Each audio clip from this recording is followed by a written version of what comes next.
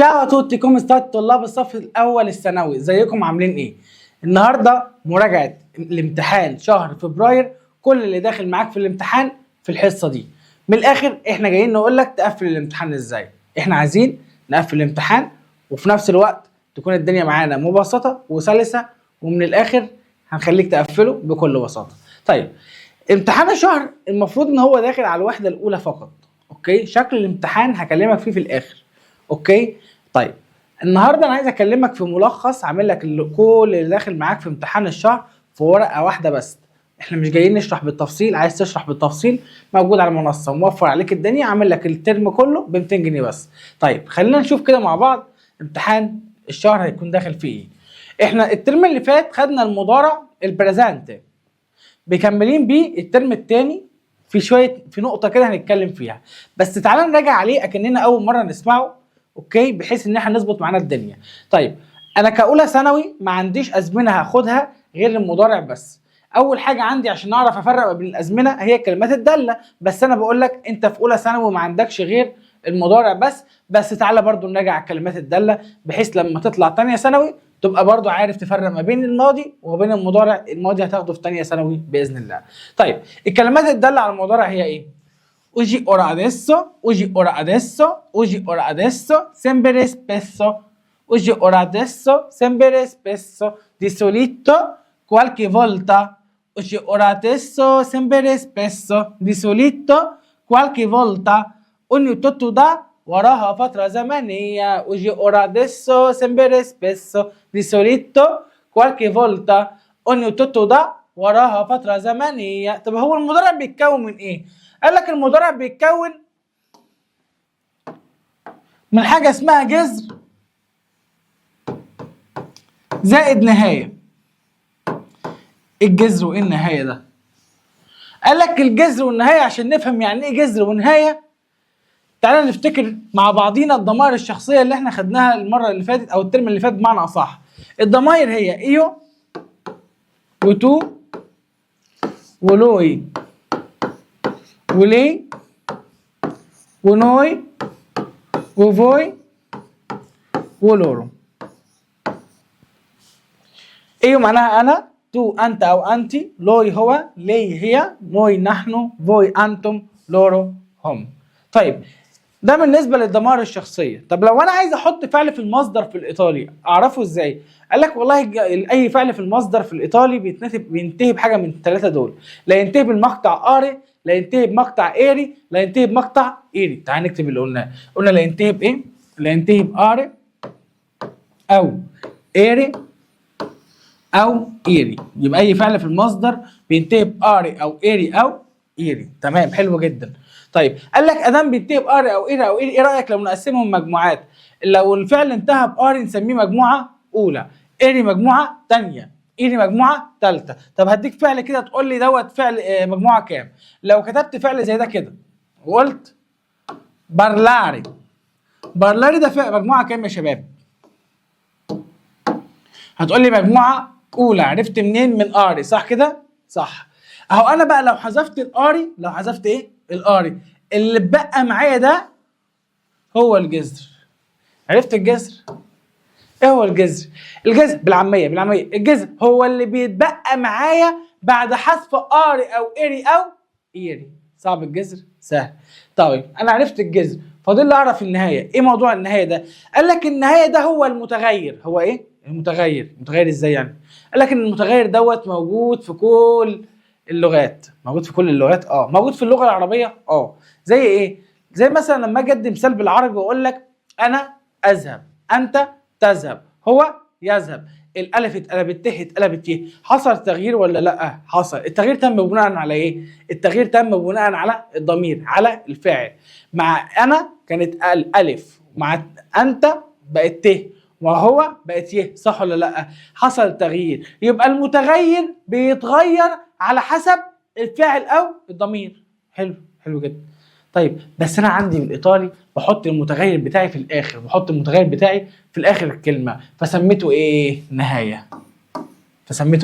نهايه. يبقى انا عشان بحطه في الاخر خليته سميته ايه؟ نهايه. عرفت الجذر والنهايه؟ طب شكل النهايه ايه؟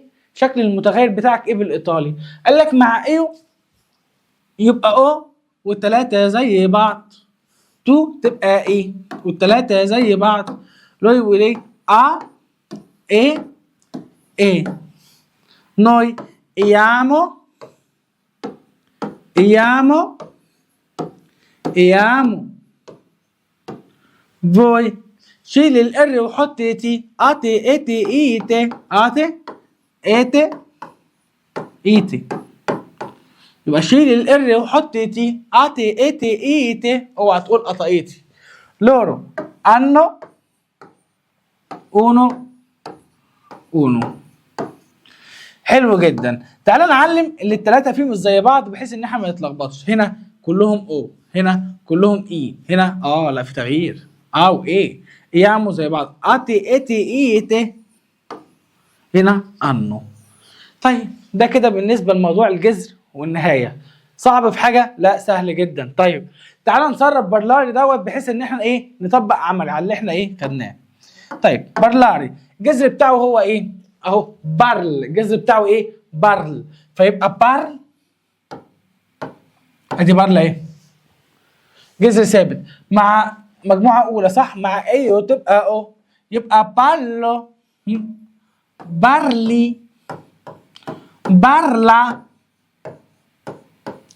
parliamo,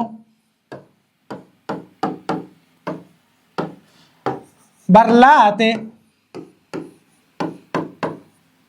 parlanno.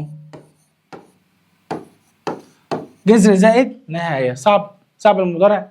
سهل جدا، بس هو ده المضارع. يبقى المضارع بيتكون من ايه؟ جذر والنهاية. ايه هو الجذر؟ الجذر هو اللي بيتبقى معايا بعد حذف اري اري ايري النهاية. قال لك دي المتغير بيتغير على حسب الضمائر، شكله ايه مع ايه وتبقى كله او، تو تبقى اي، لو لي ا وايه، noi iamo voi ate ete ite loro hanno uno. بس كده. صعب؟ سهل جدا. طيب قال لك دي القاعدة الأساسية في المضارع، ده تصريف المضارع الأساسي. بس ادام في قاعده يبقى يوجد لها استثناء، قانون من قانون الطبيعه. طيب عندي فعلين مهمين قوي قوي قوي قوي قوي بس شواذ. هما ايه؟ فيرب اسرى معناه يكون، وفيرب بمعنى يملك. تعال نترجم اللي احنا قلناه ده.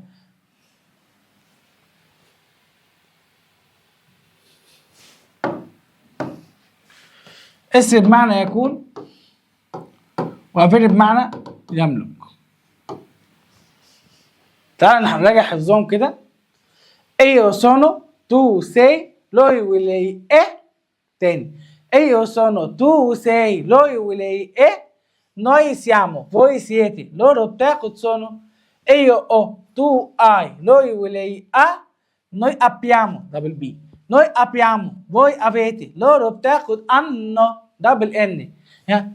او ممكن احفظهم بطريقه تانية زي ايه؟ sono sei e, sono sei e, sono sei e, siamo siete sono, sono sei e, siamo siete sono, hai a, hai a, abbiamo avete hanno, hai a, abbiamo avete hanno, sono sei e, siamo siete sono, hai a, abbiamo avete hanno.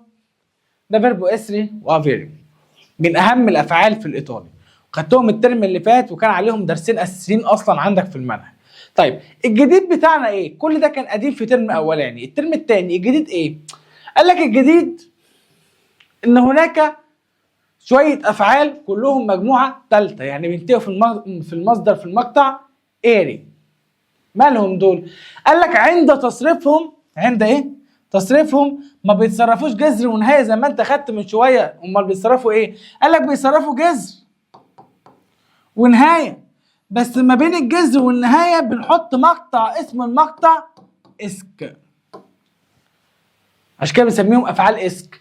ما بين الجذر والنهايه بنحط المقطع اسك بس تيجي عند تصريف نوي وفوي لا نضع اسك وما نحطش اسك تاني.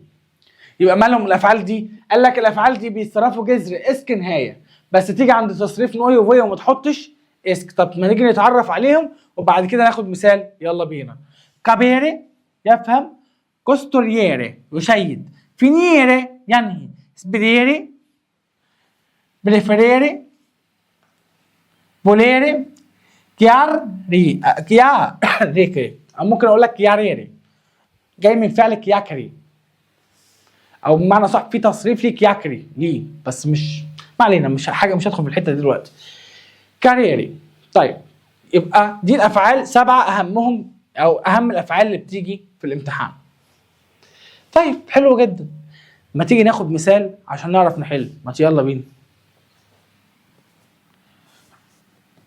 هناخد مثلا فينيري، واللي يرسى على فينيري ايه؟ يرسى على اخواته. عايز اصرف فينيري، ادي فينيري اهو. ده شكله في المصدر صح؟ ايوه اهي. تو لوي ولي نوي فوي لورو. صح ولا لا؟ دي ضماير اه. جذر نهاية، جذر اسك نهاية، ها جذر هنا ايه؟ فين. هنا فين. هنا فين. هنا فين. هنا فين. هنا فين. ده الجذر صح؟ مقطع اسك بعد كده اه. اسك اسك اسك اسك. لا هنا ما ينفعش اسك. هنا ما ينفعش اسك. ليه ما ينفعش اسك؟ قال لك بص بقى، عند نوي وفوي لا نضع اسك. يبقى انا حطيت اسك في ايه وتو ولوي ولي، ها عند لورو برضو اسك. جذر نهايه، جذر اسك نهايه صح؟ اه. تيجي بعد كده تحط النهايه بتاعتك، يبقى فينيسكو، فينيتشي، فينيتشي. هنا يامو، يبقى اسمها ايه؟ فينيامو، فينيتي، فينيسكونو. يبقى جيت عند نوي وفوي وما حطيتش اسك. ده بالنسبه للدرس الجديد بتاعك. طيب انا عرفت كل اللي حضرتك بتقول لي عليه بس مش عارف احل. لا تعالى بقى نلخص الليله بقى. عند حل جمل على زمن المضارع 3 خطوات تعملهم. ايه هما؟ التاكد من زمن الجمله من خلال الكلمات الداله حفظناهم فوق. اوجي اورا اديسو، سمبل اسبيسو، دي سوليتي، كوالكي فولتا، قلنا توتو ده وراهم فتره زمنيه.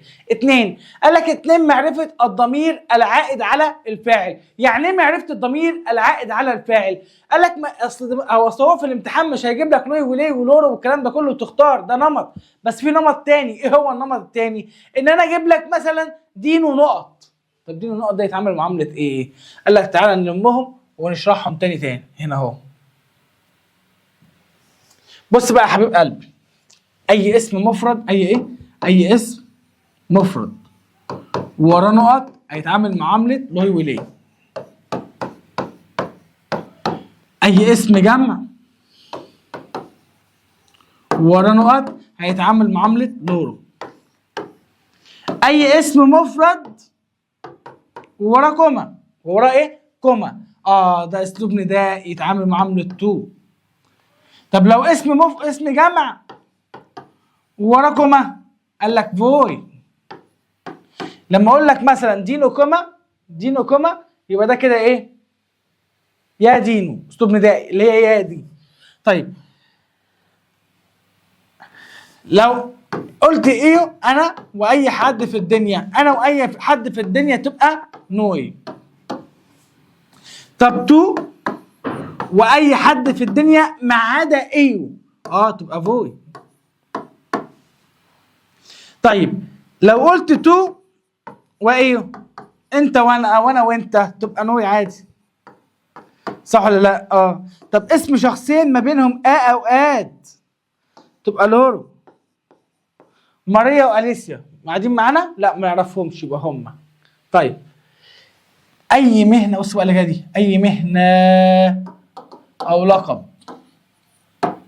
وراه كوما كده هو، تبقى ليه دي صيغه احترام اللي هي بمعنى حضرتك. تعال نلم الليله دي تاني بطريقه بقى ايه؟ بروفيشنال.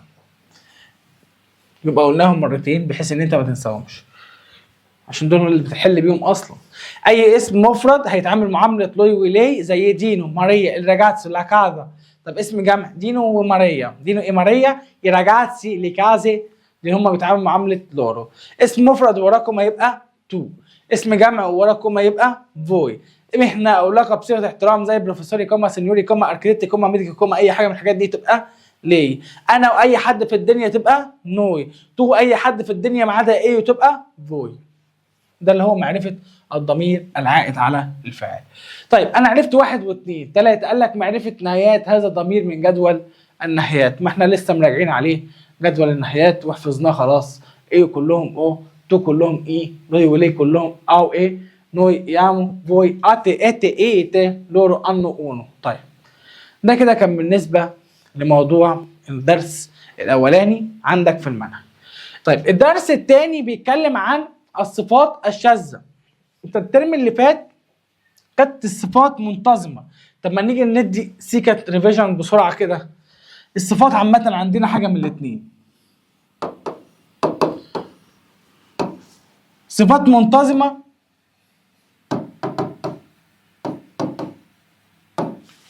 وصفات غير منتظمه.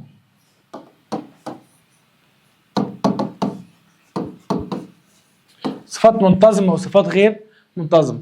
من اسمها منتظمه ما فيهاش شواذ وتعامل معامله الاسماء. يعني ايه؟ يعني صفه لو انتهت بالاو هتكون مفرد مذكر، اي جمع مذكر،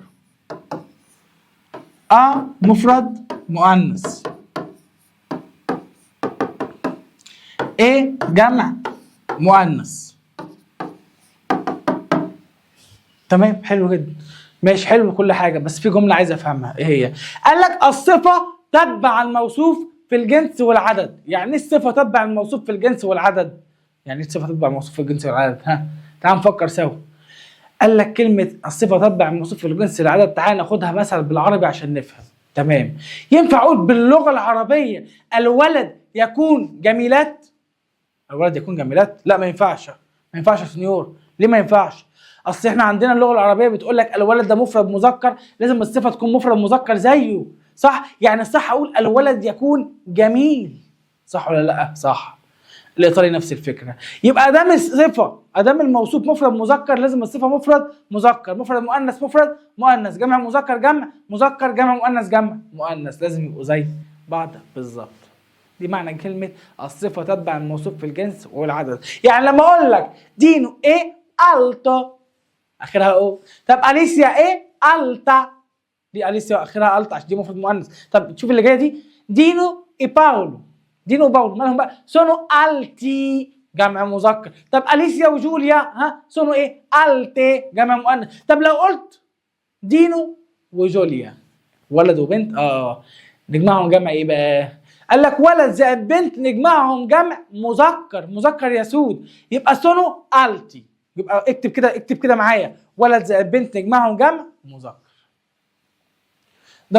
ده بالنسبه للصفات المنتظمه، والكلام ده انت خدته الترم اللي فات. طب الغير منتظمه الجديد بتاعنا، قال لك كلهم بينتهوا بالايه ويكونوا مفرد مذكر ومؤنث معا. كلهم بينتهوا بالايه ويكونوا مفرد مذكر ومؤنث معا. يهمني منهم 22 صفه، اهمهم هم دول هنحفظهم دلوقتي. وعند الجمع بيتجمعوا بالاي ويكونوا جمع مذكر ومؤنث معا. ما تيجي يلا بينا نحفظهم، يلا بينا.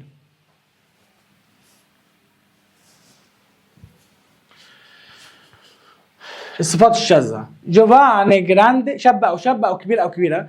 جوفاني جراندي جنتيلي إليغانتي، جوفاني جراندي جنتيلي إليغانتي، importanti triste, felici facile, difficili veloci, bedeli forte, interessante divertante, scortese oteli vertiligente. اقولها تاني، في حاجات انا سبتها بس هقول لك ليه في الاخر. اقولها اخر مره وابقى انت بقى اسمعها كذا مره براحتك بقى في الفيديو. جوفاني جراندي جنتيلي إليغانتي امبورتانتي تريستي فيليتشي فاتشلي difficili veloci bedeli forte interessante divertante scortese oteli vertiligente vertiligente. في حاجات سبتها اللي هم ايه؟ الجنسيات. ما انت عارف ان اي جنسيه بتنتهي بالمقطع ايزي، درستها الترم اللي فات. اي كلمه جنسيه بتنتهي بالمقطع ايزي تبقى من الصفات. يبقى اي حاجه اخرها ايزي من الصفات الشاذه. كبر دماغك. بس يا عم ادي الدرس التاني في اللي عندك في المنهج. اخر درس اللي هو ايكولوري الالوان. طب ايه موضوع الالوان ده؟ قال لك 4 2 1. ماشي حلو. يعني ايه 4 2 1؟ تعال نشوف. نمسح الكلام ده ونكتب كده 4 2 1. يعني ايه 4 2 1 دي بقى؟ قال لك 4 2 1 دي مش خطة الاهلي، لا ما تقلقش. امال 4 2 1 قال لك هناك الوان لها 4 اشكال، والوان لها شكلين، والوان لها شكل واحد. ايه الوان 4 اشكال اللي انت بتقوله ده؟ قال لك الوان لو انتهى، في الوان بتنتهي بالاو او مالها؟ قال لك الالوان تعامل معامله الصفات، تعامل معامله الصفات. يعني اللون الشيء اللي بيوصفه لو كان مفرد مذكر يبقى مفرد مذكر زي ينتهي بالاو. طب لو مفرد مؤنث جمع مذكر ايه، جمع مؤنث ايه، هعرفك عليهم بعد شويه. طيب هنا قال لك هناك الوان بتنتهي بالايه، هنشوفهم بعد شويه في الجدول. مالهم دول؟ قال لك الالوان اللي بتنتهي بالايه دي تكون مفرد مذكر ومؤنث معا، وعند الجمع بتتجمع بالاي، وتكون جمع مذكر وجمع مؤنث معا. عشان كده ليها شكلين، اما ده ليه 4 اشكال. طب اللي ليها شكل واحد دي ايه؟ هم 3 الوان ما فيش غيرهم. ايه هم بقى؟ بلو، روزا. روزا يعني ورده، بس لو وصفت بيها، يعني لو قلت مثلا القلم يكون روزا يبقى كده ايه؟ القلم يكون وردي. يعني لو وصفت بيها حاجه تيجي بمعنى وردي، لكن روزا معناها ورده. واخر واحده فيولا. اكيد ليك واحد صاحبتك اسمها فيولا. فيولا معناها بنفسجي. ال3 الوان دول يا شباب مفرد مذكر، مفرد مؤنث، جمع مذكر، جمع مؤنث، يعلم الله شكلهم ما بيتغير ابدا. ليهم شكل واحد مع ال4 حاجات اللي هم مفرد مذكر، مفرد مؤنث، جمع مذكر، جمع مؤنث، ما بيتغيروش. بس كده درس الالوان خلص. ما تيجي نحفظ الالوان؟ ما يلا بينا.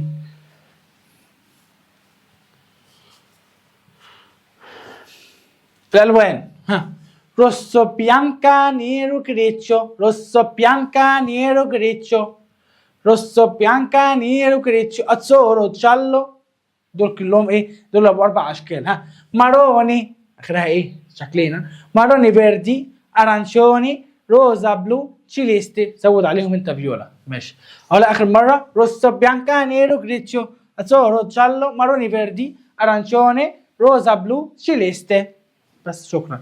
تشيليستي جايه من تشيلو معناها سما، ليه سماوي يعني.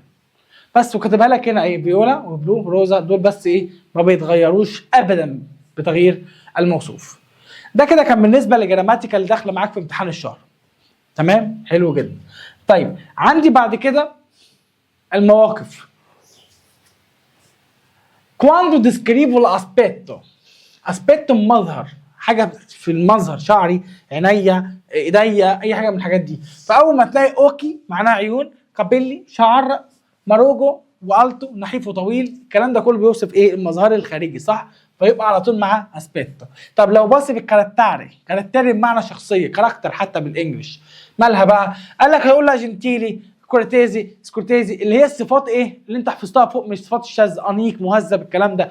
اول ما تلاقي كلمه من دول يبقى اختار ايه؟ كاركتاري، او تختار العكس، او لو جابها لك في السؤال تختار انت ايه؟ 2 في الموضوع ده. طبعا انت عارف من الترم الاولاني ان المواقف بيجي لك 5 اختيارات بتختار 2، انا بفكرك بس. طيب عندي بعد كده بيقول لك فاتشو لي اركيتيتو. اركيتيتو مهندس معماري وهتجيلك في الامتحان. انا بقول لك اهو اركيتيتو مهندس معماري وهتجيلك في الامتحان. طيب ليه اللافورو؟ شغل، لا بروفيسيوني وظيفه. الكلمتين دول برضو مهمين. طب لو بسال انا عن الشغل اقول له كيلو لافورو فاي، انت شغال ايه؟ او هقول له هو انت بتعمل اركيتيتو تو فاي لاركيتيتو؟ سؤال برضه. طيب لو قلت ايه سونو ايطاليانو، انا اكون ايطالي، يبقى انا بتكلم عن نازوناليتا، الجنسيه، بقول الجنسيه. طب لو بسال عن الجنسيه كيدو كيدو كيدو كيدو، ما احنا قلنا اي كواندو كيدو يبقى هختار حاجه اخرها علامه استفهام، كواندو كيدو يبقى اختار حاجه اخرها علامه استفهام، يبقى اختار ايه؟ قال لك كواندو كيدو نازوناليتا دي دوفيسي، انت منين؟ ده عنوان الوحده الاولى على فكره. سي ايطاليانو، هو انت ايطالي؟ برضه نمط من انواع الاسئله. عايز اقول لك المواقف خلصت، هنحل عليها اصلا دلوقتي بعد شويه. الايميل، وده اخر حاجه هشرحها النهارده، واحل بعد كده الامتحانين بتوع كتاب النوفو. يبقى انت كده شرحنا، حلينا، شرحنا مش بتفاصيل، انا بعترف ان ده مش بتفاصيل، اوكي، بس انا جايب لك من الاخر كده عشان تخش تقفل من الاخر. الملخص ده هتلاقيه PDF نازل لك في الديسكريبشن بتاع قناه اليوتيوب، يعني تحت الفيديو هتلاقيه، ادخل على اللينك هتلاقيه على جروب الفيس، يفتح لك جروب الفيس يعني ادخل عليه ما تقلقش. يعني الملخص برضه هيكون معاك. سؤال الايميل ده حاجه ايه؟ بونبونيه قوي، حاجه بسكوته كده، اسهل سؤال في الامتحان، اسهل سؤال. طيب حلو جدا سؤال الايميل. يعني ايه ايميل اصلا؟ يعني ايميل تعال نفهم بقى يعني ايه ايميل. قال لك والله بص الموضوع عشان تفهم يعني ايه ايميل، الايميل ده حاجه كانت موجوده قبل الواتساب، قبل الواتساب. تمام حلو. مش فاهم.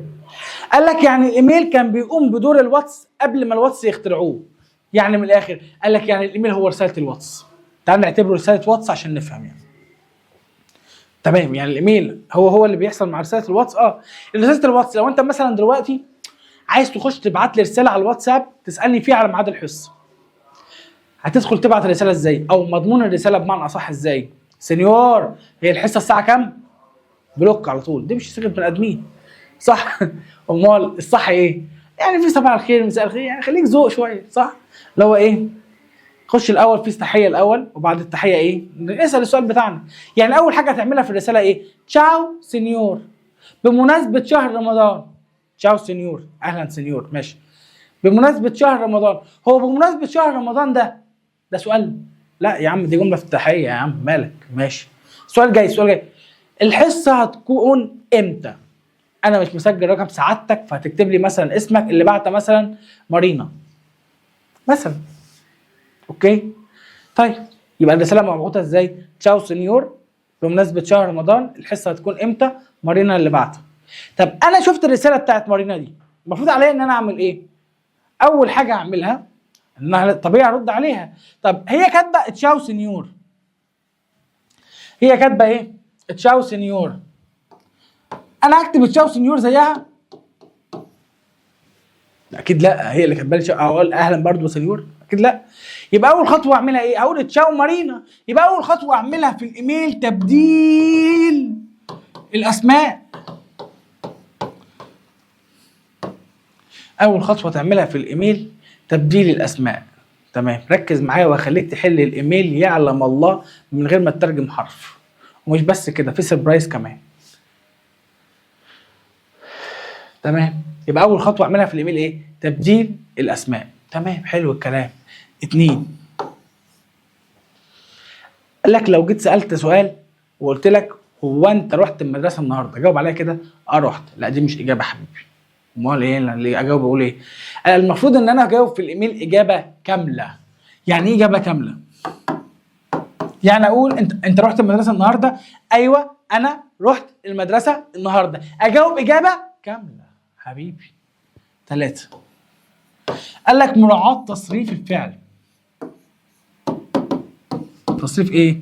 الفعل. ايه تصريف الفعل ده؟ مش فاهم. اقول لك، لو جيت قلت انت رحت المدرسه النهارده، جاوب عليا كده ايوه انا. يبقى تو في السؤال بتتحول ايوه في الاجابه. تو في السؤال بتتحول ايه في الاجابه. تو بالسؤال بتتحول ايه في الاجابه. طب فوي في السؤال، قال لك فوي تتحول نوي. تو بتتحول ايه وفوي تتحول نوي. انتوا ما هتروحوا السينما النهارده؟ ايوه احنا هنروح السينما النهارده. يبقى تو بتتحول ايه وفوي تتحول نوي. تو بتتحول ايه وفوي تتحول نوي. تاني، تو بتتحول ايه وفوي تتحول نوي. طب نوي بتحول ايه؟ تعال نشوف كده. هو احنا هنروح السينما النهارده؟ ايوه احنا هنروح. فنوي بتفضل زي ما هي نوي. لوي وليه، هو هيروح السينما النهارده او هي؟ هم هيروحوا فعلا. يبقى لوي وليه ولورو برضو بيفضلوا زي ما هم. يبقى اللي بيتغير ايه؟ تو بتتحول ايه وفوي تتحول نوي. ده سهم رايح جاي، ده سهم يروح ما يرجعش. يبقى تو بتتحول ايه وفوي تتحول نوي، الباقي ينزل زي ما هو. حلو الكلام. ده بالنسبه لتصريف الفعل. يبقى عشان احل الايميل في 3 خطوات. اول خطوه بعملها ببدل الاسماء.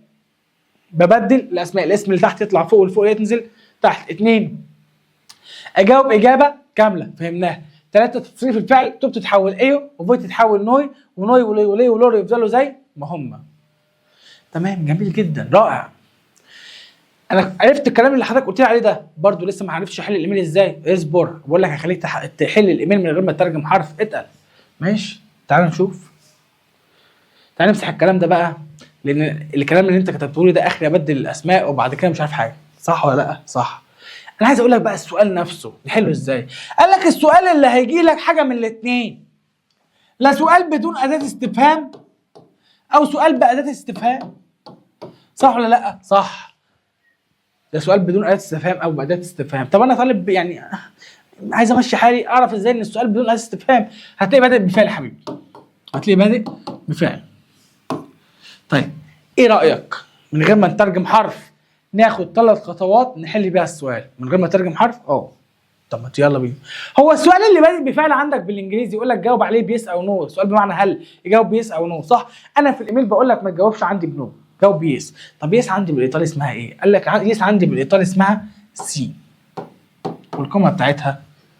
يبقى اول خطوه تعملها حط سي والكومه بتاعتها، اول خطوه نعملها حط سي والكومه بتاعتها، حط سي والكومه بتاعتها. تاني خطوه هنا في فعل، هنا في فعل نزله مع مراعاه تصريف الفعل، تو بتتحول ايه وفاي تتحول نوي والباقي ينزل زي ما هو. حلو. هنا بقى كلام، هنا بقى كلام، هنا بقى كلام. دي الخطوه الثالثه، ينزل زي ما هو. حط النقطه، اخدت الدرجه. اتكلمت في ترجمه؟ ابدا. يلا بينا تعال نراجع اللي احنا قلناه. يبقى لو جالي سؤال بدون اداه استفهام اعرف ازاي ان هو بدون اداه استفهام؟ هتلاقيه بادئ بفعل، هتلاقيه بادئ بفعل. حلو. اول خطوه اعملها ايه؟ قال لك حط سي والكومه بتاعتها. تاني خطوه حط الفعل زي ما هو بس مع مراعاه تصريف الفعل، يعني تو بتتحول ايه وفوي تتحول نوي والباقي ينزل زي ما هو. حلو. بعد كده في كلام، في كلام، في كلام، ينزل ويحط النقطه، خدت الدرجه. صباح الفل. ده لو كان بدون اداه استفهام. طب السؤال لو باداه، ادي الاداه يا عم ووراها كلام، ادي الاداه ووراها كلام.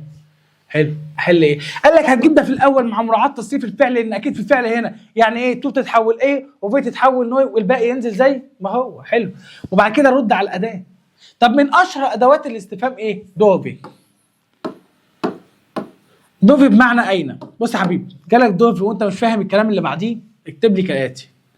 ممكن تكتب اروما او تطلع شاطر عشان ما تكتبليش روما غلط، انا عارفك. اكتب لي باري، هتلاقيها في القطعه اطلع غشها. اكتب لي باري اباري. غير لكن لو دي تبقى دي باري، خلي بالك دي تنزل دي. مش مهم اكتبها مش هندق في الحته دي. ماشي. طيب ايه تاني؟ اكي اورا، بس انت ما خدتش حروف الجر فعادي ممكن اعدها لك. اكي اورا او كواندو.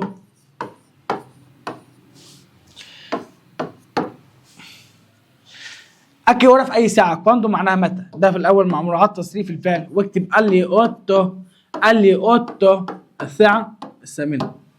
طب لو جاب لي سؤال تاني وقال لي كي، كي معناها من، يعني حط له اسم شخص ونزل باقي الكلام مع مراعاه تصريف الفعل. حط نقطه، خدت الدرجه.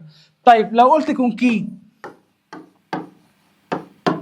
قول له كون فلان، يعني نزل ده في الاول وكون واكتب اسم بني ادم. كواندي، بيرسون، اي حاجه من الحاجات دي. صعب الايميل كده. المفروض ان انت حضرتك تقفل اي حاجه، صح؟ صح. المفروض. طيب بصراحه انا برضو لسه ما عنديش الثقه ان انا اخليك تقفل الايميل كده بسهوله، او ما انا صاحب بعد الكلام ده كله المفروض اي حد يقفله، بس لسه برضو عايز اطمئن قلبي. فاطمئن قلبك ازاي؟ اقول لك يلا بينا تعال نشوف هنطمئن قلبنا ازاي. السربرايز. بس قبل ما نطمئن قلبي تعال نراجع على ادوات الاستفهام بحيث انك تبقى عارفهم برضو.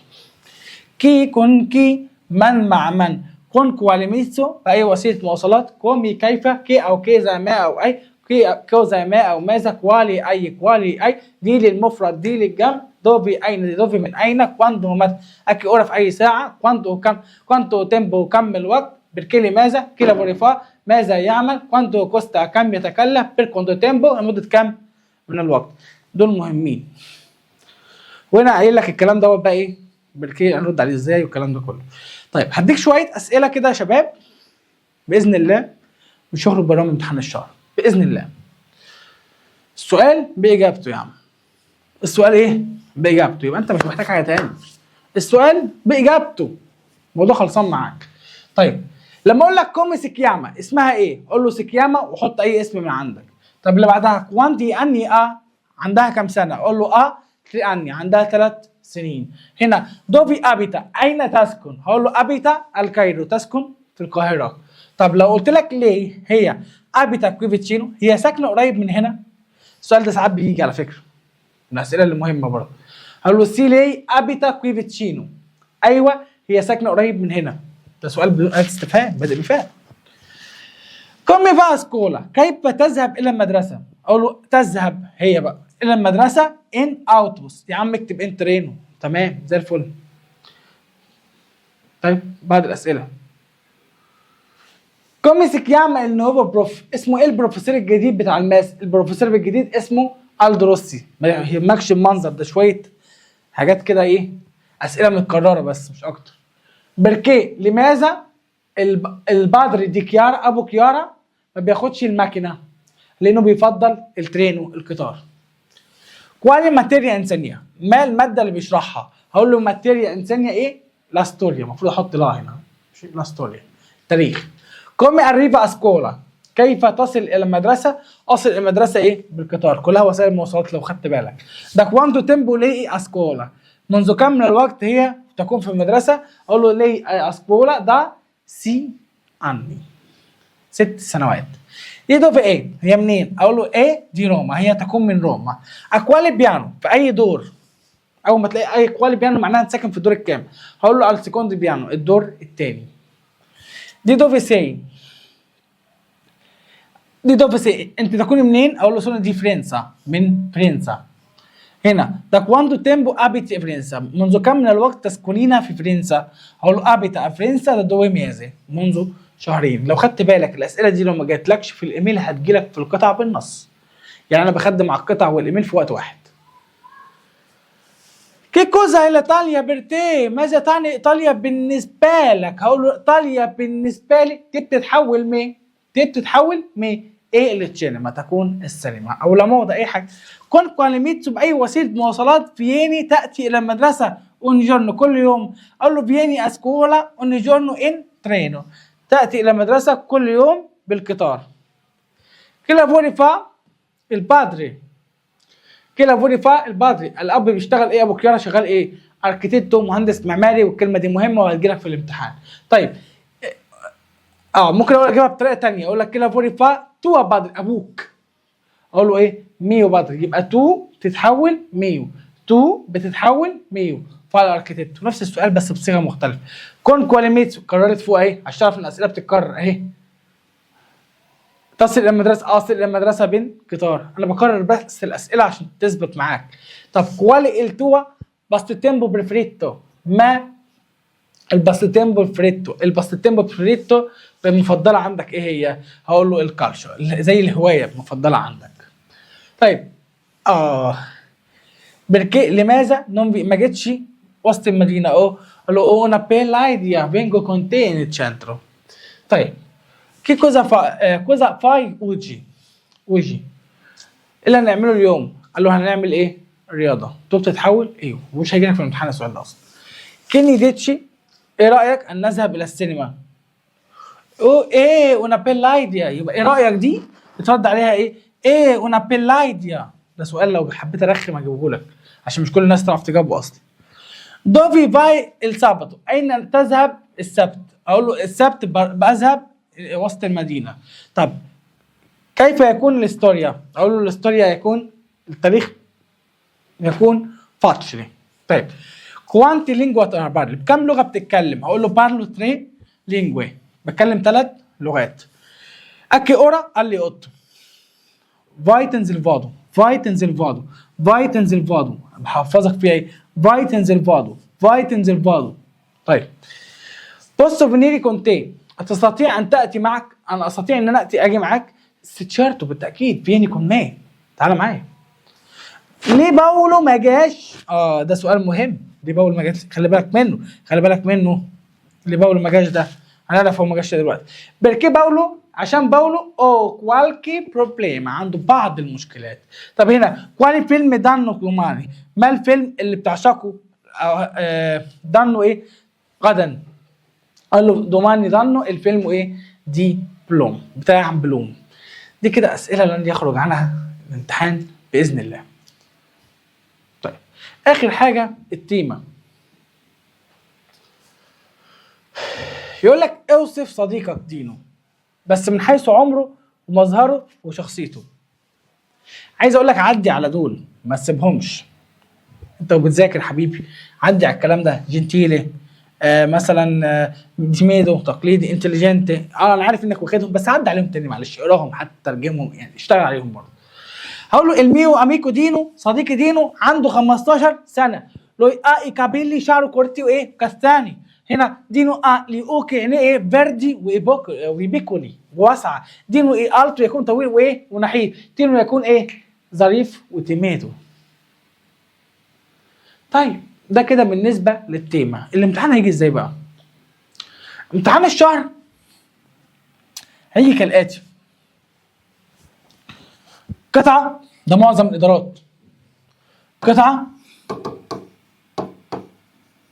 باربع اسئله، بعد كده 4 جرامر، 4 اسئله جرامر، 2 مواقف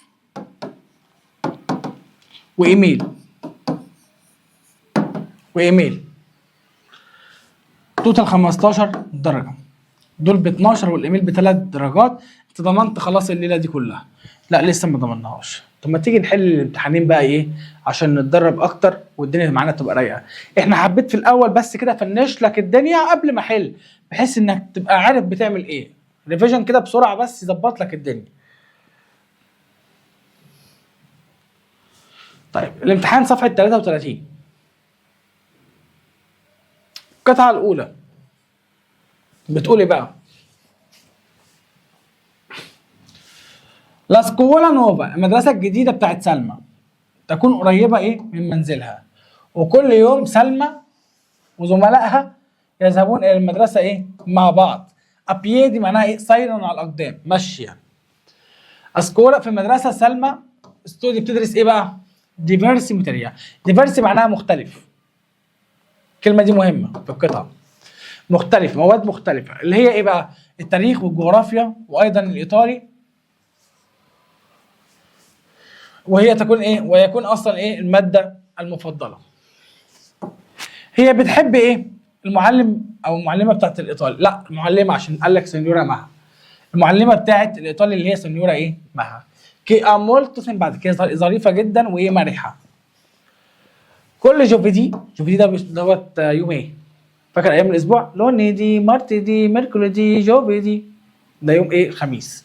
كل خميس سلمى بتخرج مع زملائها بتوع الفصل، وعاده ايه يذهبون ايه بيتعشوا كمان ايه ان هنا في مطعم يبوي فانو ايه ويذهبون ان ديسكوتيكا، ويذهبون كمان ايه لديسكوتيكا.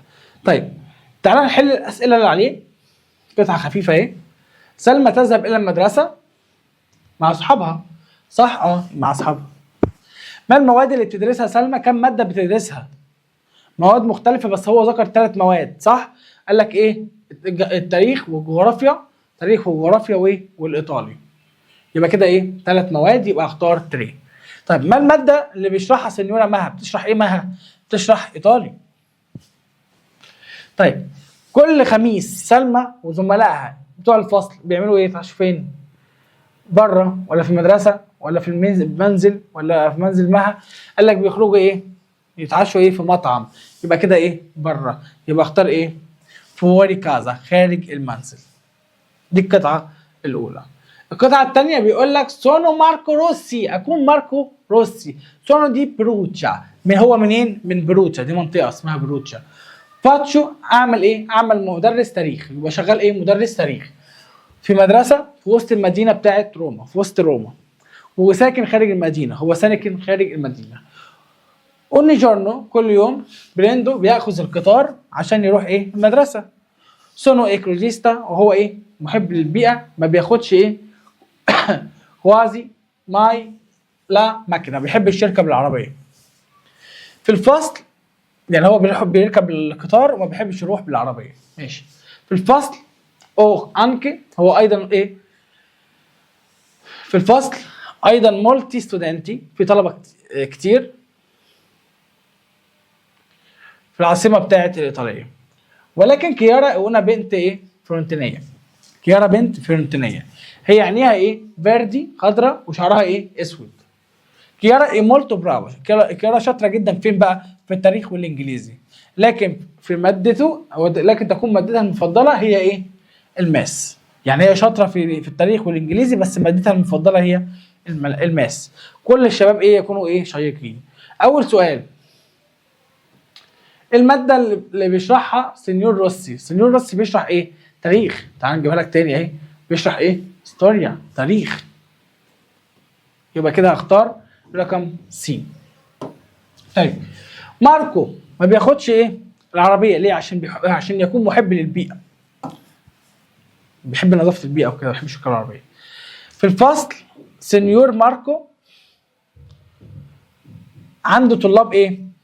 متعددين الجنسيات، صح؟ يعني ايه؟ ايطاليين ومصريين وكمان ايه؟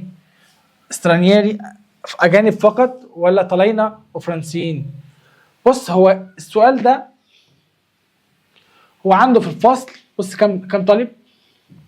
قال لك بص الحته اللي جايه دي، في الفصل يوجد ايه؟ ايضا طلاب كتير من بتوع العاصمه الايطاليه. يبقى هم كلهم ايه؟ ايطاليين، ولكن بس عنده كيارا ايه؟ فيورنتينيه. فيورنتينيه برضو ايطاليه. يبقى كده كل الطلبه اللي في المدرسه ايه؟ طلاينه يا باشا، ما عنديش اي حاجه تانية، كلهم طلاينه. يبقى اول واحده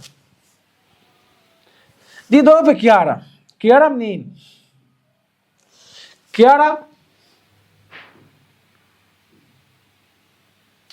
من فيورنتينا، يبقى فيورنتينيه اي فرنسا. ده كان بالنسبه لموضوع القطعتين. المواقف، اول موقف بيقول لك اوصف الاسبيتو اللي هو المظهر الخارجي، يبقى دور شعر، اي حاجه فيها ايه؟ حاجه خارجيه يعني. تمام. بيقول لك كيارا تكون بنت ايه؟ جميله وطويله. ده مظهر خارجي فعلا. طيب هنا بقها ايه؟ بيكولا، وشعرها ايه؟ كورتي، صح. لكن بنت كورتيزي، مرحه، انا مالي، سمباتيكو، انا مالي. يبقى اول اجابه، هم اول اتنين هم الاجابه. طيب ام اليسيا لا مادري دي ليسيا اي مولتو سمباتيكا. يبقى انا كده بتكلم عن شخصيتها، يبقى الكاركتري بتاعها اهي. يبقى بوصف الكاركتري بتاع ام اليسيا، بوصف الكاركتري ايه؟ بتاع اليسيا، لا بوصف شخصيه، يبقى هما الاثنين دول. السؤال اللي بعد كده، بوصف شخصيه مين؟ بربرة. بربرة شخصيه اول واحده. ايه تاني؟ وبرده سمباتيكا، ظريفه ايه؟ اسكورتيزي. الجراماتيكا بتاعتهم كويستو ليبرو، هذا الكتاب، ايمولتو، كتاب مفرد مذكر، صح؟ يبقى انا اخترت من دول مفرد مذكر. الصفات ايه؟ جوفاني، جراندي، جنتيلي، اليجانتي، بورتانتي، تريستي، من الاخر اي كلمه اخرها انتي برضو مفرد مذكر يعني، او مؤنث، فهتبقى انتريسانتي. ده جمع وده جمع وده جمع، يبقى من الصفات الشاذه ايه؟ اول واحده. سينيورا كوما، ده صيغه احترام، صيغه احترام، يبقى اختار ايه؟ كاريتشي، عشان دي ليه فحضرتك. طب جنتوري معناها الوالدين، صح؟ ما بيسمعوش ايه؟ اسكولتانو انون نقط. دي لورو بتاخد اونو، صح؟ يبقى كابيسكونو. هنا راجاتسي ايطاليانو، الشباب ايطالينا، يبقى دول كده ايه؟ لورو، اسم جمع يتعامل معامله لورو، يبقى اختار اخرها اونو، يبقى بريفريسكونو. الكساندرو كوما يبقى تو، يبقى بوليتشي. بيرو لا بوكا، بوكا ده مفرد مؤنث، يبقى لازم اختار مفرد مؤنث. مين في دول ينفع مفرد مؤنث؟ جراندي تنفع مفرد مذكر ومؤنث معا من الصفات الشاذة. الايميل، اول حاجه نبدل الاسماء، يبقى تشاو، جميله. تاني تحت اكتب جوليا. تمام. الدو روسي يقولنا بروفيسور نوفا اي اسكولا. الدو روسي دوت يكون مدرس جديد في المدرسه. تمام. دوفي ابيتا، يا ساكن فين؟ هكتب ابيتا اروم، ساكن في روم مثلا. نقطه. يكون كي ابيتا وساكن مع مين؟ هقول له ايه؟ ابيتا يسكن كون مع ماريو، ساكن مع ماريو خلاص. ادي الايميل، خد ثانيه. شفت التفاهه؟ مش اسهل من كده. طيب هنا بيقول لك التيمة، اوصف ايه زميلتك صح؟ زميلتك ايه الجديدة. هقول ايه؟ لا نوفا كومباني ايه تكون ايه بقى؟ سمباتيكا بقى، سمباتيكا.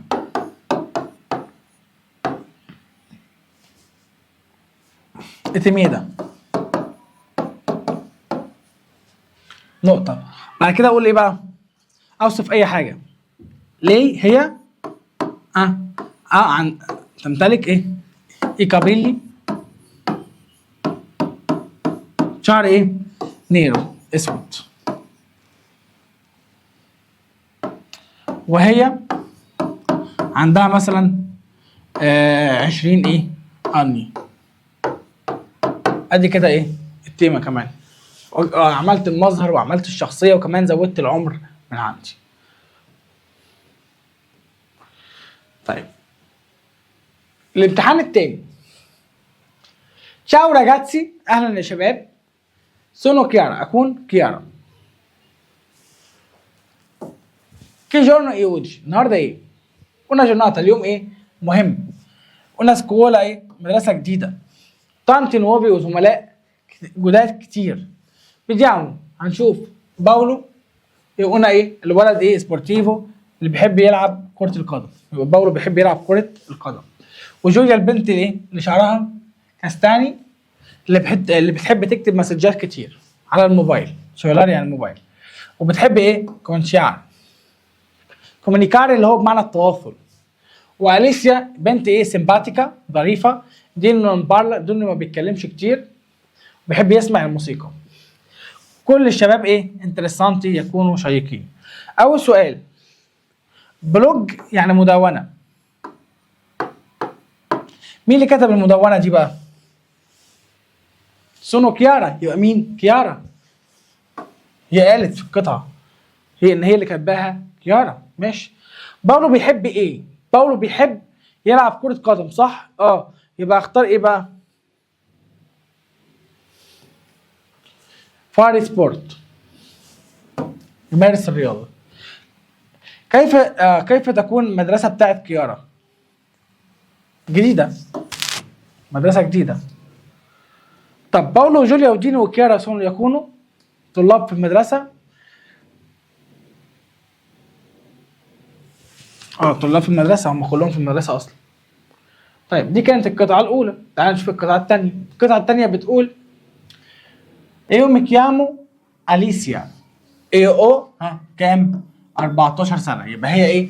اسمها أليسيا، دي اللي كاتبة القطعة، وعندها 14 سنة. فيفو تعيش فين؟ في روما. فيفو من فعل فيفري، بمعنى يعيش مع عائلتها. يبقى هي عايشة في روما ايه؟ مع العيلة. أمها مدرسة ايه بقى؟ بتشرح ايه؟ انجليزي. نيلا ميا سكولا، في مدرستها. كل يوم انا اذهب. مين اللي انا دي؟ اللي هي اليسيا. تذهب الى المدرسه بالعربيه. مع مين؟ مع الام، لان المدرسه تكون ايه؟ بعيده. يبقى هي بتركب العربيه عشان المدرسه ايه؟ بعيده. اسكولا في المدرسه. ستوديامو بتدرس تانتي ماتيريال، يعني مواد كتير. ايطاليانو وانجليزي وماتيماتيكا وانفورماتيكا. لكن الماده المفضله بتاعتها هي بقى ستوريا، التاريخ. لان ايه؟ معلم التاريخ يكون مولتو برافو، يكون شاطر. معلم ولا معلمه؟ معلم، عشان دي مفرد مذكر. ماشي. وجنتيلي. تعال نشوف السؤال الاولاني بيقول ايه. السؤال الاولاني بيقول لك هي كوانتي اني اليسيا عندها كام سنه؟ 14. اللي هي كواتور ديتشي اني. عايشه فين؟ مع مين بتعيش؟ مع عائلتها. فين؟ كون لا فاميليا، مع العيله. ام اليسيا بتشرح ماده ايه؟ انجليزي. طب فين في انجليزي في دول؟ لينجوا، لغه. بتشرح ايه؟ لغه. طيب المعلم بتاع التاريخ ماله؟ سكورتيزي وقح؟ لا. ها سيبك من دي. مش جنتل؟ لا. يبقى الاثنين دول بره الليله. كورتيزي كورتيزي معناه ايه؟ مهذب. هو جابها لك جنتيلي بس برضو مهذب تساويه. ده كده بالنسبه للقطعه الثانيه.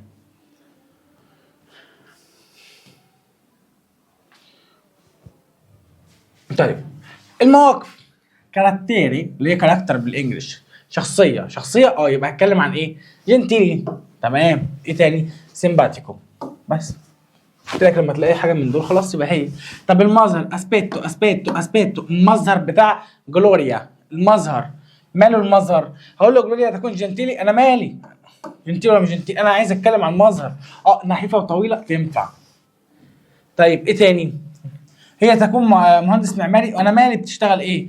هي تكون شعرها ايه؟ بيوندي. انا وصفت الشعر يبقى حاجه ايه؟ مرئيه، مظهر.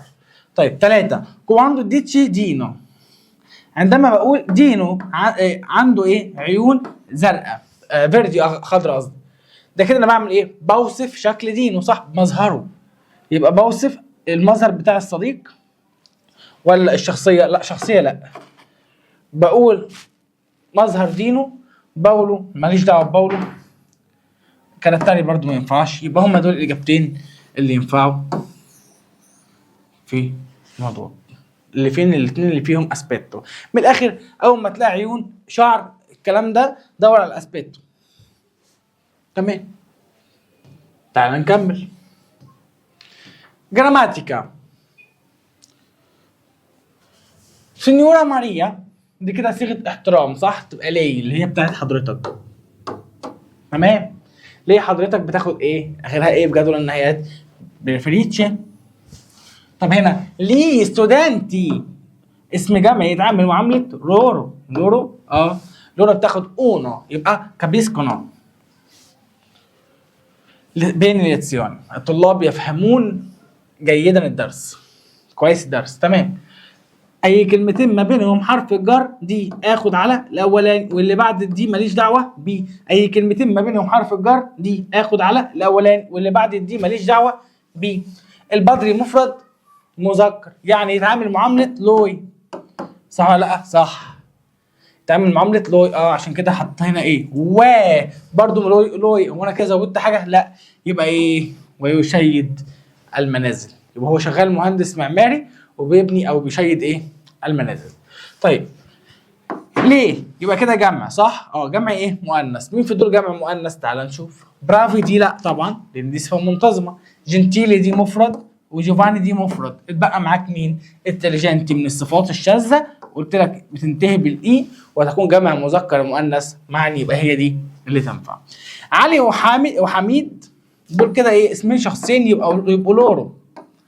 لورو بتاخد ايه؟ اونو. اديك قلت يبقى سبيتسكونو فعلى يرسل.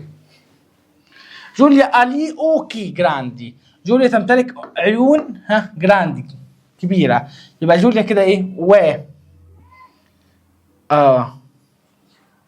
مفرد ولا جمع؟ جمع. عرفت منين؟ دي جمع مذكر، صح؟ يبقى ده الشيء الموصوف. وتكون ايه مثلا؟ جمع ايه؟ مين جمع مذكر في دول؟ اهي فيردي، هي فيها غيرها؟ وخضراء. ده كان بالنسبه للجراماتيكا. تعال نكمل باقي الامتحان. الايميل يقول لك تشاو ماريا. ببدل الاسماء. تحتك كارلا. تمام. اول خطوه بيقول لك لا توا مليوري اميكا. صديقتك المفضله او صديقتك المفضله. هي صديقتك اميك اليسيا. ايه برافو تكون شاطره. دي دوفي الي هي ساكنه منين؟ هقول له ايه؟ لي هي ايه تكون دي باري. هي منين؟ من باري مثلا. واحط نقطه. السؤال اللي بعده ولا ماتيريال الماده المفضله. هقول له ايه؟ لي هي بريفريتشي بتفضل لا ستوريا بتفضل التاريخ مثلا. بس كده ادي الايميل. اسئله بالنص من اللي كنا ملخص اللي عاملينه اصلا. طيب هنا بيقول لك اوصف صديقك ايه الاجنبي من حيث شخصيته اوكي عيونه. اوصف انت بقى الحته دي براحتك. ممكن نقول ايه؟ اول حاجه التو تنزل الميو، يبقى الميو اميكو استرانييرو يكون ايه بقى؟ مثلا جنتيلي